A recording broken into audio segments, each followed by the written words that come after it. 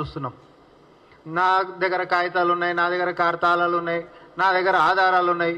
ఈ ఏదో cock and bull stories మొత్తం చెప్పుకుంటూ పోయిండు. ఈ ఇంత పొడుగు ఏమో చెప్తాడో ఏదో తీస్తాడో అని అనుకుంటే శాటభారతం తిప్పిండు, కానీ అది చేసినటువంటి సంగతి ఏం లేదాడ.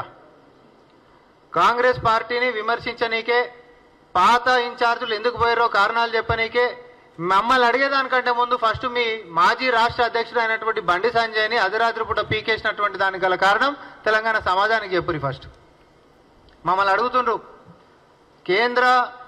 కేంద్రంలో అధికారంలో వండుకుంటా ఈరోజు రాజ్యాంగబద్ధంగా కార్పొరేషన్లు నడుస్తున్నటువంటి వ్యవస్థని మేము తీవ్రంగా ఖండిస్తున్నాము.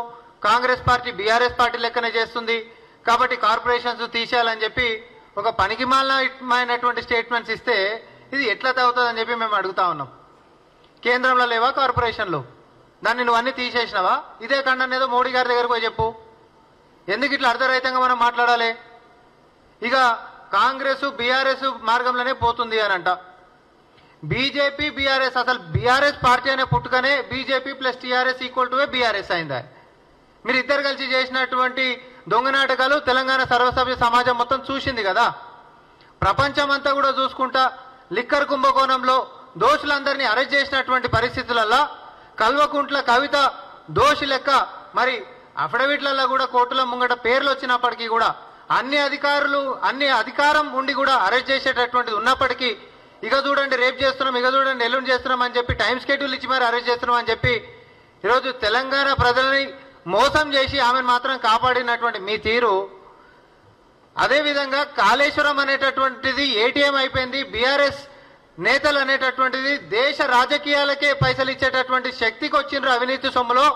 ఈ కుటుంబం అతిపెద్ద అవినీతి కుటుంబం అని చెప్పి స్వయాన ప్రధానమంత్రి గారు ఈ హైదరాబాద్కు వచ్చి మాట్లాడినటువంటి తరుణంలో కూడా ఒక చీమతలకైన చర్యలు తీసుకున్నటువంటి మీరు వారు ఇద్దరు కలిసి తోడు దొంగలు లెక్క తెలంగాణ ప్రజల్ని ముంచుతున్నటువంటి పరిణామాలు అందరు చూస్తూనే ఉన్నారు కదా.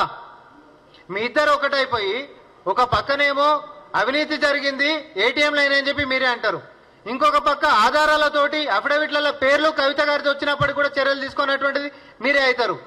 అటు విభజన చట్టంలో తెలంగాణకు రావాల్సినటువంటి హక్కులు ఇవ్వకుండా మోసం చేసినటువంటిది మీరే అవుతారు.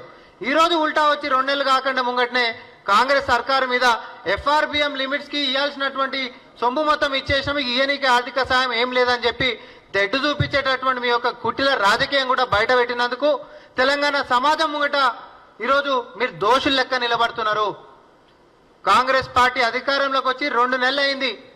ఆర్థికంగా మేము అన్ని ఇచ్చేసేసినాం, ఇక ఆర్థికంగా ఏం సాయం చేయనికేం లేదు అని చెప్పి స్పష్టంగా మీడియా ముఖంగా ఒక బీజేపీ ప్రతినిధి మాట్లాడినాక తెలంగాణ ప్రజలకి మేము ఇది ఒకసారి మీరు అందరూ ఆలోచించండి. గత 10 సంవత్సరాల్లో తెలంగాణకు ఒరగబెట్టినటువంటిది ఏం లేదు. వీళ్ళు పైపెచ్చి ఇప్పుడు ఏం చేయమని చెప్పి చెప్పకనే డైరెక్ట్గా చెప్తున్నారు మీడియా సమావేశం పెట్టి. మరి మీరు ఏదైనా మాట్లాడినప్పుడు తెలంగాణ సమాజానికి తిరస్కరించబడినటువంటి వాళ్ళు ఎవరు? మీరు కదా. 2 నెలలు కాలే ఇంత పొడుగని చెప్పిండ్రు. అధికారంలోకి రాబోతున్నామని అన్నారు, ఇక మాకు తిరిగే లేదని చెప్పి అన్నారు. తర్వాత ఓడిపోతున్నటువంటి సూచనలు కనిపించగానే ప్రభుత్వాన్ని మేమే ఏర్పాటు చేయబోతున్నామని అన్నారు, హంగు రాబోతుంది అని అన్నారు. లాస్ట్కి ఫలితాలు వచ్చిన తర్వాత మరి మూతికి ప్లాస్టర్లు వేసుకున్నటువంటి పరిస్థితికి వచ్చింది.